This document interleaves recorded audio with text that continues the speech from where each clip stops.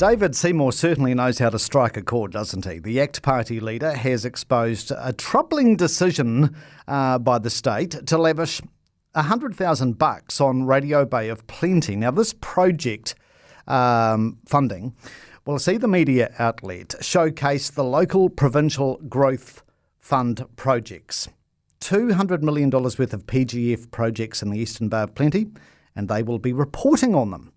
As Seymour puts it, we apparently need taxpayer-funded media to check up on the use of taxpayer funds. It all looks very cushy, chummy and gratuitous. Now, this Bay of Plenty caper is just one funding release from the $55 million that the government has tipped into public interest journalism. And of course, it is New Zealand On Air that is playing the role of sugar daddy with this stash of journalism funding. If you've ever bothered to look at the application criteria wrapped around the Public Interest Journalism Fund, it does have some pretty clear preconditions. For example, content produced must adhere to the principles of the Treaty of Waitangi. The Broadcasting Minister says the fund supports democracy with grassroots public interest journalism. And they are very noble words from Chris Farfoy, but is there not an implicit agenda at play to be compliant, to row the boat, to toe the line, and conform to a certain way of thinking, maybe a certain ideological outlook? That is what makes me uneasy.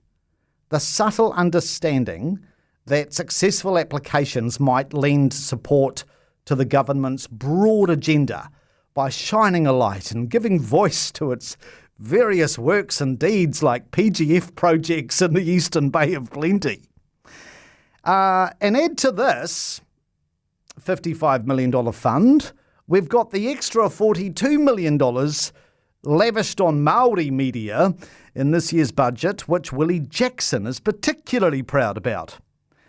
How can we be sure hosing all this cash on the Fourth Estate doesn't defang them?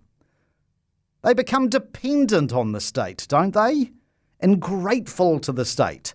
Now, maybe I'm too much of a commercial animal, but all this funding bothers me.